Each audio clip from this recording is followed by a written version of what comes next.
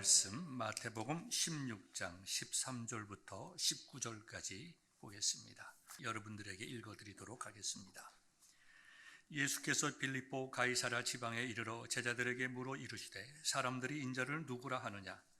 이르되 더러는 세례 요한, 더러는 엘리야, 어떤 이는 예레미야나 선지자 중에 하나라 하나이다. 이르시되 너희는 나를 누구라 하느냐? 시몬 베드로가 대답하여 이르되 주는 그리스도시요 살아계신 하나님의 아들이시니이다. 예수께서 대답하여 이르시되 바요나 시몬아, 내가 복이 있도다. 이를 내게 알게 한 이는 혈육이 아니요 하늘에 계신 내 아버지시니라. 또 내가 네게 이르노니 너는 베드로라. 내가 이 반석 위에 내 교회를 세우리니 음부의 권세가 이기지 못하리라. 내가 천국의 열쇠를 네게 주리니 내가 땅에서 무엇이든지 매면 하늘에서도 매일 것이요 내가 땅에서 무엇이든지 풀면 하늘에서도 풀리리라. 우리 주님의 말씀입니다. 아멘. 사랑하는 성도 여러분, 여러분의 가정 속에 또 산업 속에 여러분의 기도 속에 다함이 없는 우리 주님의 은혜와 평강이 넘치시기를 간절히 소망합니다. 우리가 예수님을 믿으면서 우리의 심령 속에 은혜와 평강이 있다고 하는 것은 너무나도 기쁘고 감사한 일일 뿐만 아니라 모든 그리스도인이라고 하면 누려야 할 마땅한 특권입니다.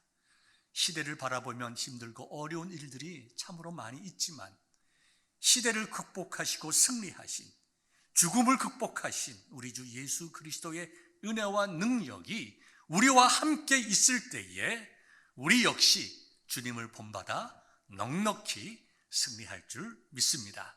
이와 같은 깨달음과 또 기쁨이 오늘 예배를 통하여 여러분의 마음속에 충만하기를 바랍니다. 우리가 신앙생활을 함에 있어서 내가 신앙하는 내용이 무엇인가 하는 것을 정확하게 이해하고 고백하는 것은 매우 중요합니다. 요즘 건물을 지으면 얼마나 아름답게 짓는지 모르겠어요. 도시의 건축물들을 보면 참 기가 막히게 아름답게 짓습니다. 그러나 그 아름답게 지은 건축물들이 오랫동안 변하지 않고 그 아름다움을 그대로 유지하기 위해서는 어떠한 바람이나 지진이나 어떤 공격에도 흔들리지 않는 아주 튼튼한 기초와 강한 스트럭처가 필요합니다. 우리가 맨하탄을 생각을 하게 보면 어떻게 저렇게 많은 빌딩들이 저렇게 있는데 저 섬이 가라앉지도 않는가? 여러분이 아시다시피 맨하탄은 그 이름 그대로 큰 바위 덩어리입니다. 기초가 바위로 되어 있으니까 그렇게 높은 빌딩들이 많이 서 있어도 가라앉거나 흔들리지 않는 것처럼 저와 여러분들이 은혜 충만한 생활, 말씀 충만, 성령 충만한 행복한 신앙생활을 갖기 위해서는 내가 무엇을, 신앙의 내용이죠, 어떻게 고백하느냐라고 하는 그 신앙의 고백이 너무나도 중요합니다. 저는 2022년 목회 계획을 세우면서 2022년 봄에는 신앙의 기초를 좀 다져야 되겠다. 우리 성도님들이 다 정말 믿음이 훌륭하시지만 그럼에도 불구하고 기본으로 돌아가서 가장 중요한 신앙의 기초가 무엇인가, 그걸 좀 우리가 나누어야 되겠다. 그래서 지난주부터 앞으로 12주 동안 기독교 신앙의 기초가 무엇인지에 대해서 예배 후에 성경 공부를 시작했습니다. 또 2주 전부터는 우리 황명진 목사님께서 은혜와 율법의 차이를 분명하게 말씀하시므로 복음이란 무엇인지 우리로 하여금 바르게 깨닫게 하기 위하여 갈라디아서를 강해하고 계십니다. 저는 오늘부터 우리가 무엇을 어떻게 믿느냐, 성경 전체의 내용이기도 하지만 또 그것을 간추려 놓은 웨스트민스터 신앙 고백서가 있지만 이 모든 것이 너무나 방대하기 때문에 사도신경을 가지고 우리는 무엇을 어떻게 믿느냐, 우리 신앙의 내용과 고백에 대해서 말씀을 나누기를 원해서 오늘 그 첫 시간을 맞이하게 되었습니다. 앞으로 시간이 얼마나 걸릴지 모르겠지만 제 생각에는 한 15주에서 한 20주 사이가 될 것 같습니다. 이 사도신경을 함께 나누면서 어떻게 보면 딱딱한 교리적인 내용이지만 그 교리적인 내용을 선포하는 것으로 그치지 않고 그 하나님의 말씀을 요약한 그 정말 아름다운 교리가 나의 생활에 왜 중요하고 그것이 어떻게 내 신앙을 견고하게 하고 정말 깊이 있고 성숙하게 하는가, 우리의 설교로 바꾸어서 우리의 신앙 속에 좀 적용해 보기를 원합니다.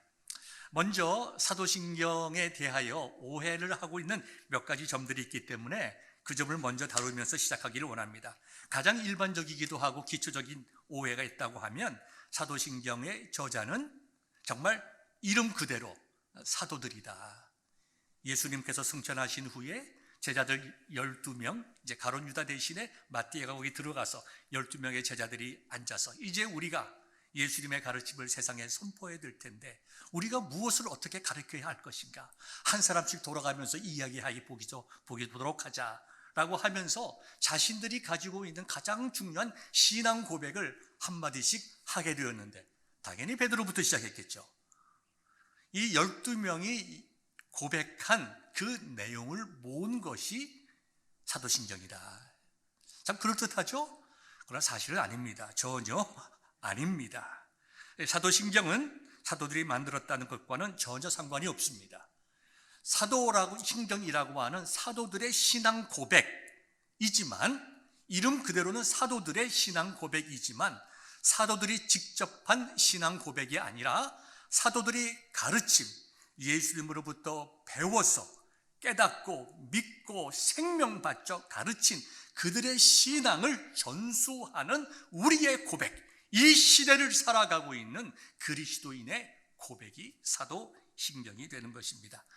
사도신경의 내용을 나누면 12항목이 되기 때문에 아마 그것으로 인해서 12사도와 매치를 시켜서 이야기를 한 것 같지만 사도신경은 12사도들이 만든 것이 아니다. 여러분 분명히 기억할 수 있기를 바랍니다.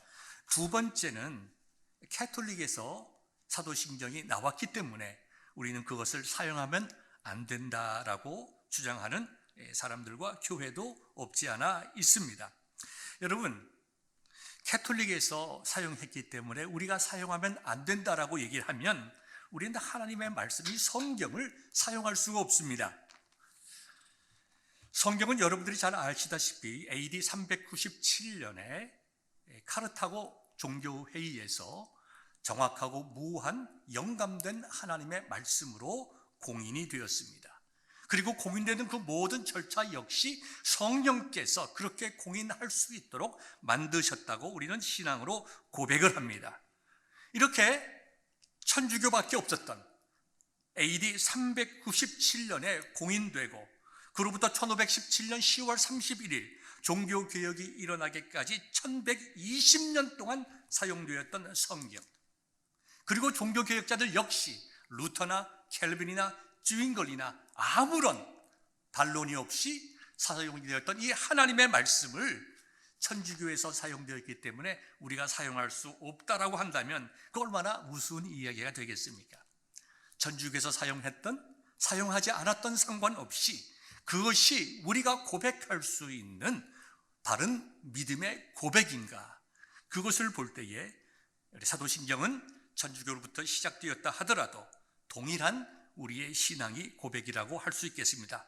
물론 사도신경을 이제 앞으로 우리가 다루겠지만 천주교에서 이해하는 그러한 입장과 저희들의 입장이 조금 다를 수가 있습니다. 또 같은 우리 기독교 안에서도 여러 가지 해석에 대한 입장 차이가 있습니다. 그럼에도 불구하고 우리가 함께 고백할 수 있는 것은 역사적으로 검증된 신앙적 고백이기 때문입니다. 제가 니카라구아를 가면 교회들마다 십자가가 하나도 없습니다. 그래서 제가 한번 물어봤습니다. 왜 교회에 십자가가 없습니까? 그랬더니 그 목사님들이 저에게 말씀하시기를 교회에다가 십자가를 다는 것은 천주교입니다. 보니까 캐톨릭 교회들은 다 십자가가 있어요. 천주교에서 십자가를 건물 위에 달기 때문에 우리는 천주교가 아니다라는 그것을 밝히기 위해서 교회 위에 십자가를 달지 않는다는 거예요. 우리가 과거에 그 세 분의 그 니카라구아 목사님들을 초청했잖아요. 제가 다 보여드렸습니다. 미국이나 한국이나 영국이나 모든 교회들이 다 십자가를 사용합니다. 그랬더니 그래요 라고 했던 기억이 있습니다. 여러분, 진리가 무엇인가 하는 것이 중요한 것이지 외형적으로 누가 사용하고 사용하지 않고 하는 것은 그건 부차적인 문제입니다. 세 번째, 가장 일반적인 오해 중에 하나입니다만은 어떤 분들이 이사를 가시거나 어떤 방문을 해서 어떤 교회에 갔는데 그 교회는 사도신경을 예배 시간에 같이 읽지 않습니다. 어쩜 내가 잘못된 교회에 왔나? 왜 사도신경을 고백하지 않지? 또 어떤 분들은 사도신경을 고백하지 않다가 이제 이사를 가거나 어떤 이유로 교회를 이제 바꾸게 되었는데 가보니까 전혀 하지 않던 사도신경이라고 하는 것을 목사님과 전 교인들이 암송을 합니다. 그리고 고백을 합니다. 이거 뭐 잘못된 것이 아닌가? 과연 사도신경을 하는 것이 옳은가, 옳지 않은가라고 의문점을 가지고 그것을 통해서 바른 교회인가, 문제가 있는 교회가 아닌가 하는 그런 걱정을 하는 분들이 참으로 많이 있는데요. 결론부터 말씀드려서 교회에서 예배 시간에 사도신경을 사용하던 것도 괜찮고 사용하지 않는 것도 괜찮습니다. 우리의 신앙의 고백이 중요하지만 그 신앙의 고백의 틀이 사도신경일 수도 있고 아니면 다른 신앙의 고백이 될 수가 있습니다. 하이델베르그 신앙 고백이라든가 웨스트민스터 신앙 고백을 사용한다든가 카테키즘을 우리가 소유리 문답을 사용한다든가 아니면 오늘 본문의 말씀과 같이 베드로의 고백을 우리의 신앙 고백으로 사용하던가 하나님께서 받으시기에 합당한 칭찬받을 만한 신앙의 고백이라고 하면 우리는 사도신경이든지 아니면 다른 신앙의 고백이든지 다 하나님께서 기뻐하시는 신앙 고백이라고 말씀드릴 수가 있습니다. 저는 개인적으로 우리 교회는 우리 교회 나름대로의 독특한 신앙 고백을 만들었으면 좋겠다. 사도신경은 우리가 그동안에 몇십 년간 고백해 왔으니까 이 시대 정신에 맞게 우리가 이 시대를 살아가는 그리스도인으로서 좀 중요한 이슈들에 대해서 우리들의 신앙을 고백했으면 좋겠다 하는 생각이 종종 듭니다. 동성연애가 이렇게 교회 안에까지 들어올 때에는 우리들은 우리 나름대로 공동체로서의 신앙 고백을 할 수가 있습니다. 하나님께서 남자와 여자를 창조하시고 남자와 여자가 만나서 가정을 이루게 하셨습니다.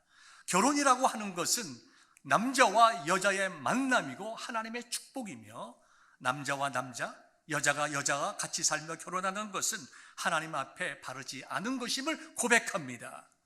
이런 고백문들을 우리가 만들 수가 있습니다. 가난하고 고통당하는 자, 억눌린 자, 눈물 흘리는 자를 위한 우리의 신앙 고백을 만들 수도 있다는 것입니다. 그것이 하나님의 말씀에 어긋나지 않는다고 하면 우리는 신앙 고백을 만들 수가 있습니다. 그러나 생각해 보십시오. 모든 교회들이 다 다른 신앙 고백을 사용한다고 하면 교회가 하나의 공동체로서 유니티를 이루기가 참 힘들 것입니다. 그렇기 때문에 우리는 사도신경이라고 하는 복음으로부터 시작을 해서 사도들의 가르침으로부터 시작해서 오랜 기간 동안 하나님께서 지금 우리에게 주어진 이 신앙 고백을 주신 것을 감사함으로 적어도 우리 그리스도인이라고 하면 동일한 하나님을 믿고 동일한 예수님을 믿고 동일한 성령님을 믿고 동일한 교회에 관한 동일한 재림에 관한 우리의 신앙을 고백하는 것이 참으로 하나님 앞에 바르겠다. 아름다운 믿음의 공동체가 될 수 있기 때문에 우리는 사도신경이라고 하는 이 독특한 신앙 고백서를 사용하게 되는 것입니다.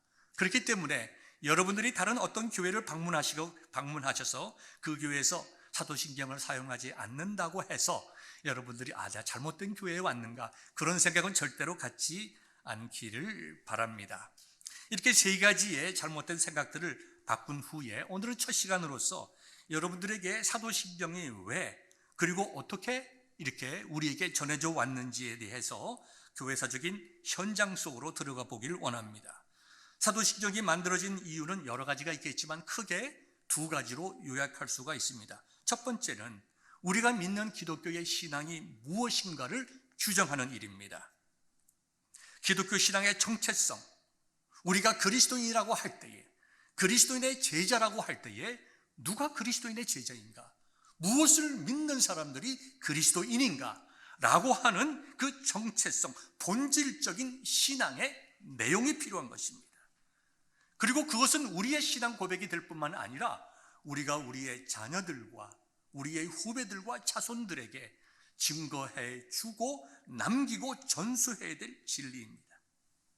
세 번째는 새로운 성도들이 교회에 들어왔을 때에 그들을 양육하고 가르쳐서 정말 예수님께서 우리에게 주신 마지막 명령처럼 성부와 성자와 성령의 이름으로 세례를 주어야 할 텐데, 세례받는 사람이 성부 하나님에 대해서 어떻게 이해하고 있는지, 성자 예수님에 대해서 어떻게 이해하고 있는지, 성령 하나님에 대해서 어떻게 이해하고 있는지 그들의 신앙을 검증할 필요가 있게 되었습니다.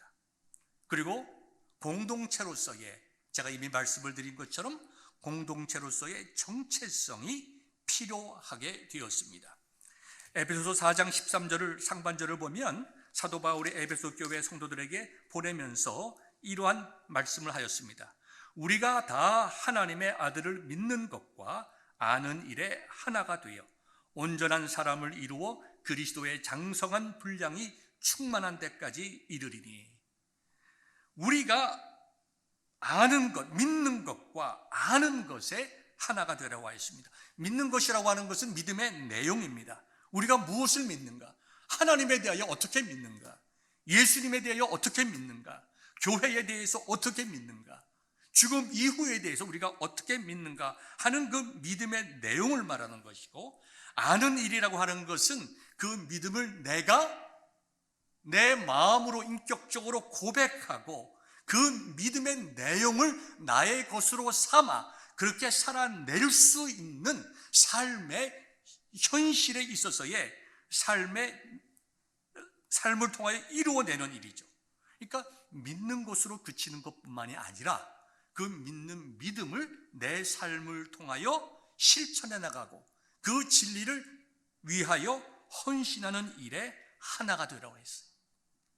그러니까 이 말씀을 다 합하면 우리가 무엇을 믿는가 하는 것을 우리 모든 공동체가 하나가 되어서 동일한 고백을 하고 그 내용을 우리의 자손들에게 가르치고 새롭게 예수님을 믿는 사람들에게 그들의 신앙이 무엇인지 검증하고 확인시키고 세례를 주기 위해서 사도신경이라고 하는 이 신앙 문서가 만들어졌다는 것입니다. 오늘 본문의 말씀을 보면 베드로의 고백이 나와 있습니다. 예수님께서 제자들에게 물으셨습니다. 얘들아, 세상 사람들이 나에 대해서 뭐라고 이야기를 하느냐? 이렇게 얘기를 했더니 예수님, 어떤 사람들은 세례 요한이라고 합니다. 아마도 죽었던 세례 요한이 다시 살아난 분으로 생각하는 거겠죠. 어떤 사람들은 엘리야, 예레미야, 아니면은 잘은 모르지만 선지자 중에 한 사람일 거라고 이렇게 이야기를 합니다. 자, 예수님께서 제자들에게 그것을 왜 물어보셨을까요? 너희들이 지금 나와 함께 먹고 마시고 잠자고 고생하면서 함께 하나님 나라의 복음을 전하는데 너희들이 따르는 나에 대한 너희들의 고백이 무엇인가? 너희들은 나를 어떻게 생각하느냐? 너희들도 세상 사람들이 말하는 것처럼 엘리야나 예레미야나 선지자 중에 한 사람이라고 생각하느냐? 아니면 너희들은 나를 정말 이 나라를 독립시켜서 로마군들을 다 물리치고 정말 아름다운 하나님의 나라를 건설할 혁명가로 보느냐? 아니면 너희들은 나를 정말 아름답고 귀한 성경 말씀을 잘 가르쳐 주시는 선생님으로 보느냐? 아니면 너희들은 나를 무엇으로 보느냐? 그들의 마음속에 예수님에 대한 믿음의 고백이 무엇인가를 물어보시는 거예요. 신앙의 고백을 물어보시는 겁니다. 그랬더니 아니나 다를까 성격 급한 베드로가 제일 먼저 손을 들고 이야기를 합니다. 주는 그리스도시요 살아계신 하나님의 아들이시니이다. 아름다운 고백이죠. 주는 그리스도시요 살아계신 하나님의 아들이십니다. 예수님께서 말씀하십니다. 베드로야, 바요나 시모나, 요한의 아들 시모나, 내가 참 복이 있도다. 내가 이것을 고백했는데 하나님께서 너에게 복을 주셨기에 내가 이것을 고백하였다. 너의 고백과 동일한 고백을 하는 자는 다 하나님께서 천국에서 맞아 드릴 것이다. 놀라운 신앙 고백이고 그 고백이 어떤 의미를 가지고 있는지 우리 주님께서 아름답게 해석을 해 주셨습니다. 요한복음 20장을 보면요, 도마의 고백이 있습니다. 도마는 예수님께서 부활하셨다는 소식을 듣고도 그는 믿지를 못했습니다. 나는 내가 그 예수님의 못자국을 만져보고 그 옆구리를 만져보지 않고는 내가 예수님을 믿을 수가 없다. 부활하신 예수님을 믿을 수가 없다. 그리고 좀 8일이 지났습니다. 그때 예수님께서 도마와 다른 제자들 앞에 나타나셨습니다. 그리고 도마가 한 그 이야기를 예수님께서 아시고 도마에게 먼저 말씀하셨습니다. 내 손가락을 이리 내밀어 내 손을 보고 내 손을 내밀어 내 옆구리에 넣어보라. 그리고 그리하여 믿음 없는 자가 되지 말고 믿는 자가 되라. 우리 주님 참 고마우신 분이죠. 꾸짖지 아니하시고 내가 꼭 너에게 살아있는 내 모습을 보여주고 내가 만져야 믿겠느냐, 이렇게 제자들 앞에서 민망하게 하지 아니하시고 부드러운 마음으로 그에게 손을 내미셔서 내 손가락으로 내 손의 못자국을 한번 만져보아라. 손 이리 가지고 오너라. 그리고 만져보아라.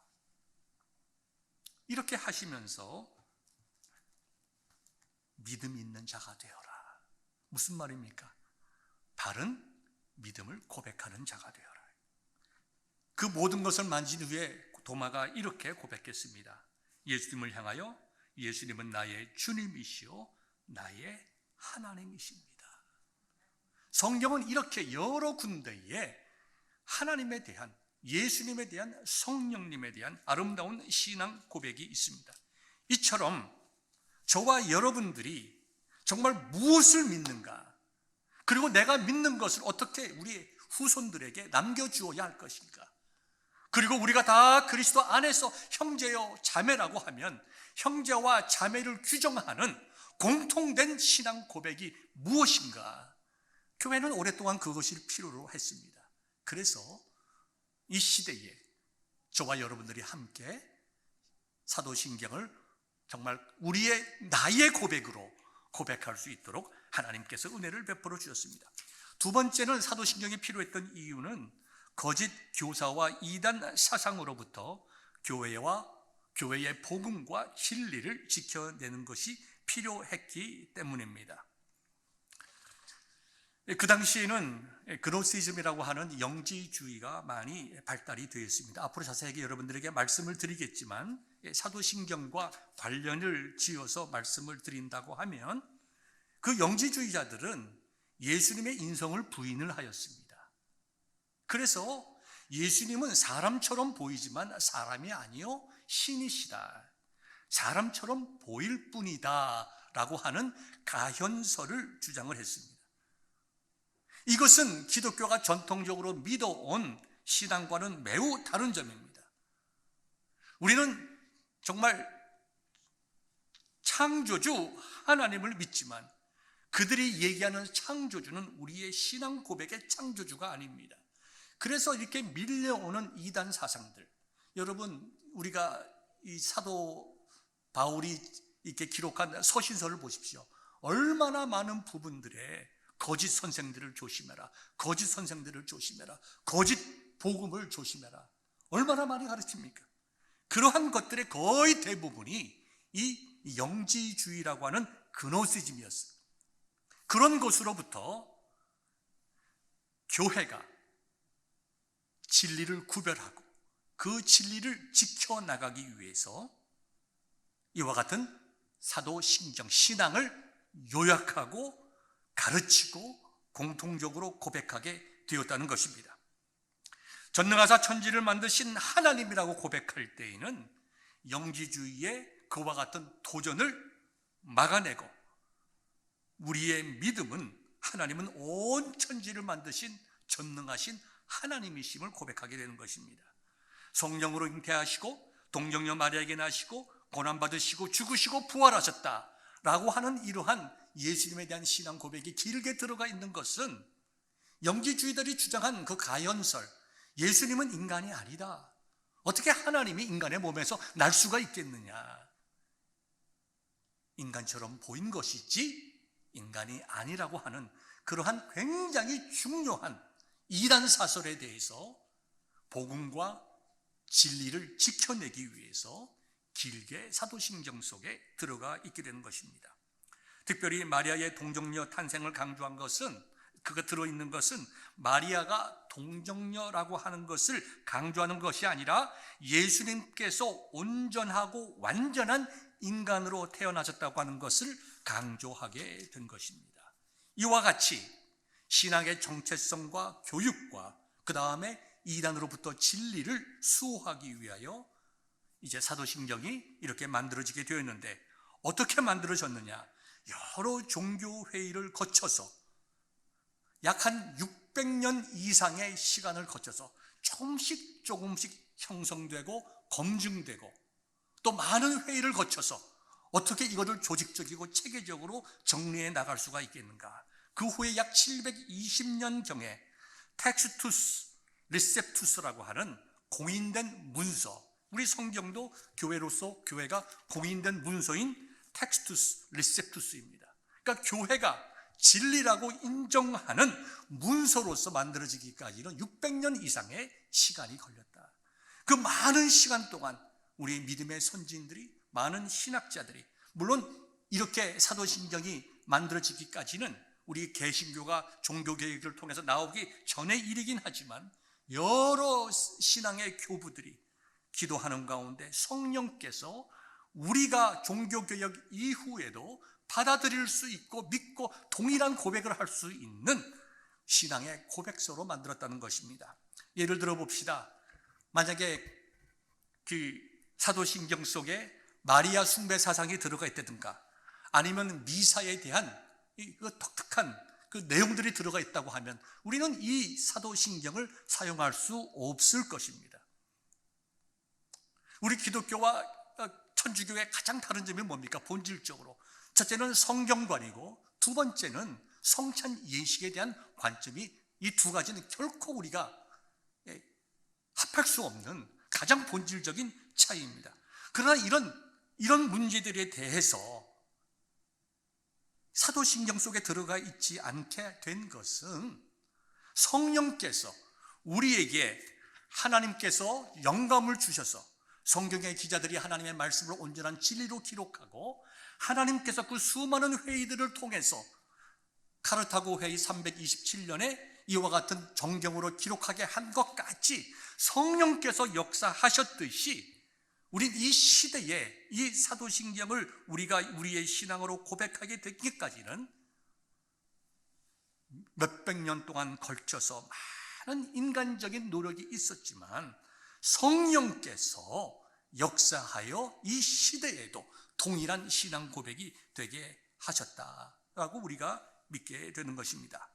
두 가지 내용을 종합해 보면 사도신경이라고 하는 것은 사도들의 신앙 전통을 이어받은 고백이다. 그 다음에 그 가르침은 우리가 생명을 내어놓고라도 순수하고 온전히 보존하고 전승하고 이단 사상으로부터 신앙을 지켜야 할 목적으로 이와 같이 교회가 몇백 년에 걸쳐서 완성된 공인 문서 텍스투스 리셉투스가 되었다.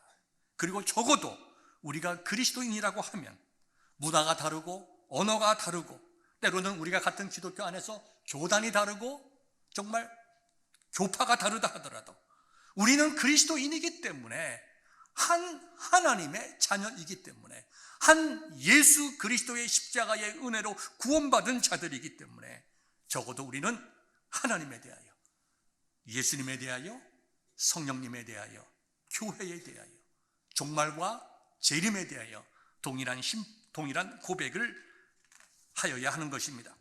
초대교회는 이렇게 했습니다. 두 사람의 그리스도인이 만납니다. 만나면 한 사람이 먼저 자기의 신앙을 고백합니다. 나는 전능하신 하나님을 믿습니다. 나도 형제처럼 하나님은 전능하신 분임을 믿습니다. 형제여, 나는 예수님께서 내 죄를 위해서, 형제의 죄를 위해서 이 땅에 오시고 죽으시고 부활하신 나의 하나님을 믿습니다. 형제여, 그렇습니까? 나도 그렇습니다. 그럴 때에 두 사람이 서로 끌어안고 우리는 주님 안에서 한 형제입니다. 신앙을 통하여 하나됨을 고백했다는 것입니다. 이 하나됨의 고백이라고 하는 것은 성경에서 우리들에게 주시는 너무나도 중요한 말씀입니다. 하나님의 아들을 믿는 것과 아는 일에 하나가 되어라. 하나가 되어라. 외형적인 교단의 통합이 아니라 진리 가운데 하나가 되, 그러한 교회가 되어야 하는 것입니다. 그런데요, 우리가 사도신경을 우리가 이렇게 신앙으로 고백할 때의 첫 문장이 이렇게 시작합니다. 여러분 잘 아시죠? 나는 전능하신 하나님 아버지를 믿습니다. 영어로 하면 I believe in God the Father Almighty, 이거 됩니다. 근데 이 오리지널 사도신조는 라틴어로 쓰여져 있습니다. 이렇게 쓰여 있어요. Credo in Deum Patre Omnipotentum, 이렇게 라틴어로 쓰여져 있습니다. 그러니까 라틴어로 들어가서 원어적으로 보면 크리도라는 말로부터 이 사도신경이 시작이 됩니다. 그런데 이 크리도란 말은 두 단어의 조합인데, 첫째 부분 크리라는 말은 꼬르란 말과 그 어원이 같습니다. 꼬르란 말은 심장이라는 얘기야, heart. heart. 그 다음에 do라고 하는 건 지금 영어의 do입니다. 하거나 주거나 하는 말입니다. 그래서 크리도 하면 나의 심장을 드립니다. 다르게 말하면 뭘까요? 내 생명을 드립니다.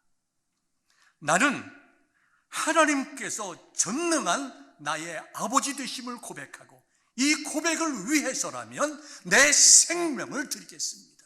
이것이 신앙 고백이에요. 오늘 여러분 주보를 보시면요, 주일 예배 한번 다 펴보시기 바랍니다. 주보를 보시면 주일 예배 밑에 예배 묵상의 글이 있습니다. 백은실이라고 하는 분이 쓴 말씀 씹는 가족에 나와 있는 글인데요, 사랑하는 사람의 말이나 글은 마음속 깊이 담아주고 싶어진다. 그런데 하나님을 사랑한다고 고백하면서 그분의 말씀을 한 절이라도 마음에 새겨두지 않고 있다면 어찌 그 고백이 진실이라고 할 수 있을까? 여러분들이 자녀들에게, 가까운 분들에게 이런 말 많이 하시고 절하잖아요. 당뇨에는 뭐가 좋대? 아니면 관절염에는 뭐가 좋대? 막 우리 교회 카톡방에 올리는 분이 있어요. 교회 카톡방에 그런 거 올리지 마세요, 앞으로는. 그런 거 올리는 것도 아닙니다. 뭐가 우리 육신에 대해서 좋은 것 있으면 주고 싶고, 알려주고 싶고, 같이 나누고 싶잖아요. 만약에 제가 여러분들에게 집에 신방을 갔습니다.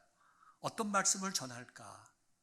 내가 부족하지만 이 가정이 가장 좋아하고 기뻐하는 그러한 성경 구절이 있으면 내가 그것을 중심으로 내가 말씀을 전했으면 좋겠다. 그런 생각이 참 많이 듭니다. 근데 물어보기가 두려워요. 제가 가서 여러분들에게 만약에 여러분들은 지체할 건 없습니다. 어떤 사람에게 가서 성경 말씀이 이렇게 많이 있는데 어떤 말씀이 가장 많이 마음에 와 닿으세요? 제가 옛날에 젊었을 때는 잘 이렇게 상대방도 모르고 그런 말을 많이 물어봤습니다. 그러면 대부분 답이 뭔지 아십니까? 하나님 말씀은 다 좋지요. 이 다 좋다는 말은 특별히 좋아하는 구절이 자기 마음속에 심겨져 있지 않다는 말과 아주 비슷합니다. 그래도 은혜 받은 성경 구절이 있으면 제가 그 말씀 같이 나누고 싶습니다. 다 좋은 말씀이니까 목사님 좋아하시는 성경 구절의 말씀으로 예배를 인도하시죠. 여러분, 오늘 이 글이 뭡니까? 우리가 정말 하나님을 사랑한다고 고백한다면 적어도 내 마음속에 내 인생을 변화시키고 내가 그리스도인으로서 살아가는 그 기쁨과 감사함을 준 하나님의 말씀이 내 속에 심겨져 있어야 되잖아요.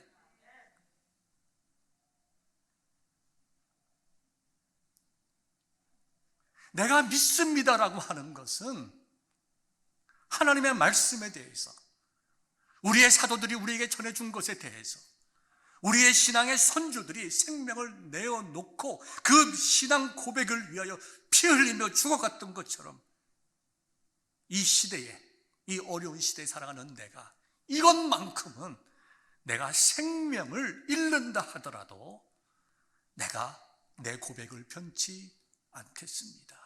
그것이 신앙 고백이에요. 그 신앙 고백의 내용이 바로 사도들의 신조입니다. 사람들마다 다 내용이 다를 것입니다만은 우리의 마음속에 내 생명과 같은, 내 생명을 주고서라도 바꿀 수 없는 그와 같은 하나님의 말씀이 우리 속에 심겨져 있고, 그것이 하루하루의 삶을 통해서 고백되어져야 그 사람이 그리스도인입니다.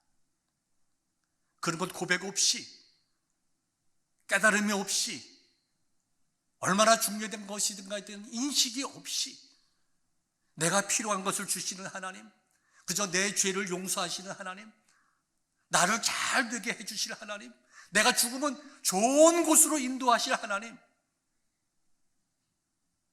성경이 가르치는 하나님은 그러한 하나님이 아니십니다. 적어도 그런 결론을 얻기 위하여 우리가 선제적으로 고백해야 될, 생명을 내어놓고 해야 할 고백이 반드시 있어야 한다는 것입니다.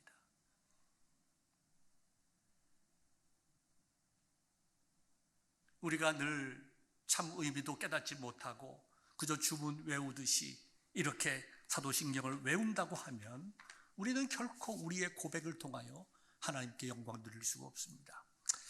저는 여러분들에게 제가 경험했던 이야기를 나누면서 말씀을 마치려고 합니다. 제가 볼티모어 지역에서 이렇게 목회를 할 때에 한 집사님이 저에게 오셔서, 목사님, 우리 누님 임종 예배를 좀 봐주셨으면 좋겠습니다. 예, 그렇지요. 누님이 계셨습니까? 제가 한 번도 만난 적이 없는데요. 이 얘기를 합니다. 예, 사실은 우리 누나가 선교사로 헌신해서 지금까지 선교사로 있었는데 암에 걸려서 더 이상 생명을 유지할 수가 없게 되었습니다. 그분이 의사였어요. 그 동생 되시는 분이. 지금 존스 홉킨스 대학에 이제 있는데, 목사님 가셔서 좀 예배를 인도해 주십시오. 그래서 제가 갔습니다. 갔더니 이제 그 의사 부부하고 그 다음에 그 환자하고 어머니하고 저하고 있었습니다. 예배를 드렸습니다. 나이가 한 40대 중반쯤 이렇게 됩니다. 존스 홉킨스 대학 의과대학 병원이 어떤 병원입니까? 미국 최고의 병원입니다. 거기서도 안 되는 거예요. 그러니까 이 정말 결혼도 하지 않고 젊은 이 여성이 이제는 이 땅에서의 마지막 심장을 경험하는 것입니다. 예배를 마치고 너무나 마음이 아픈지 동생 부부는 나갔어요. 저하고 어머니가만 있는데 의사 선생님이 들어오셔가지고 이제 마지막 순간을 이제 하십니다. 전 잘 의학적인 지식이 없기 때문에 잘은 모르지만 의사 선생님께서 약물을 이렇게 집어넣고 나가셨어요. 참 애통하는 마음으로 나가셨습니다. 나가자마자 얼마 되지 않아서 손끝부터 파랗게 이제 죽어옵니다. 쭉 이렇게 죽어옵니다. 그럴 때에 그 어머니가 얼마나 기가 막히겠어요. 자신이 대신 죽을 수만 있다고 하면 자신 죽을 것 아니에요. 저라도 안 그러겠습니까? 여러분들은 안 그러겠습니까? 그 젊은 딸이 이제 심장이 멎어가고 있는데 어머니가 그 딸의 파랗게 변해가는 딸의 팔을, 손을 주물고 점점 위로 주무르면서 울면서 하는 말씀이 그분의 신앙 고백이었어요. 그때는 우리 이제 신앙 고백이 이제 새롭게 개정되지 않은 따라서 옛날 신앙 고백이죠. 그 눈물을 흘리시면서 전능하사 천지를 만드신 하나님 아버지를 내가 믿습니다. 그 외아들 우리 주 예수 그리스도를 믿습니다. 예수님께서는 성령으로 잉태하시고 동정녀 마리아에게 나셨습니다. 본디오 빌라도에게 고난을 받으시고 십자가에서 죽으시고 장사하시고 사흘 만에 부활하셨습니다. 성령을 믿습니다. 죄를 사하여 주실 줄 믿습니다. 몸이 다시 사는 것과 영원히 사는 것을 믿습니다. 또박또박 그 눈물을 흘리면서 자기 딸의 죽어져가는 그 새파랗게 변해가는 그 손을 주무르면서 그렇게 정말 피를 토하듯이 사도신경을 계속 읽으신 거예요. 여러분, 죽어가는 딸 앞에서 외우는 고백하는 그 신앙 고백이 거짓입니까? 정말 생명을 내어놓는 고백이, 내 딸이 이렇게 결혼도 하지 않고 주님을 위하여 살다가 이제 이 땅을 끝나게 되는데 내 딸이 주님의 은혜 가운데 다시 살 줄 믿습니다. 내 딸이 오늘 죽는다 하더라도 그 영혼이 오늘 주님과 함께 있을 줄 믿습니다. 그 딸을 위한 신앙 고백이지만 사실은 그 어머니의 신앙 고백이에요. 어머니의 신앙 고백이에요.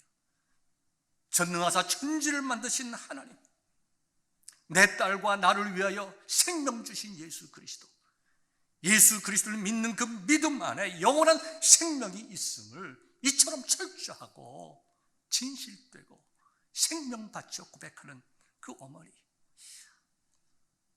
저는 그분의 모습을 어젯밤에도 설교를 준비하면서 생각해 보았습니다. 거의 20여 년 전의 일이지만 그 존스 홉킨스 대학 병원의 그 병실과 모든 것이 지금도 생생합니다. 신앙 고백은 저렇게 하는 거구나. 신앙 고백, 크리도, 내 심장을 바쳐서, 생명을 바쳐서 내가 주께 내 신앙을 고백합니다. 이 신앙 고백, 예수님으로부터 시작하여 사도들과 신앙의 선배들을 통하여 오랜 기간 동안 성령께서 우리들에게 주신, 반드시 우리가 고백해야 될 신앙의, 성경의 복음과 그 내용의 핵심적인 내용들, 우리가 주님 안에서 믿음으로 고백합니다. 사랑하는 성도 여러분, 이와 같은 고백이 여러분들에게 있기를 주님의 이름으로 축원합니다. 여러분들의 신앙 고백이 이 사도신경 강해를 통해서 내가 무엇을 어떻게 믿는 것이 바른 것인가, 그리고 내가 그 믿음을 내 삶 속에서 어떻게 프락시스해 나갈 것인가, 실천해 나갈 것인가, 우리가 기도하면서 함께 은혜를 나누면 우리가 이 기간들을 통해서 성령께서 우리에게 믿음에 대한 확신과 믿음대로 살 수 있는 능력 주실 줄 믿습니다. 이와 같은 은혜가 말씀을 나누는 저와 여러분들에게 있기를 주님의 이름으로 축원합니다.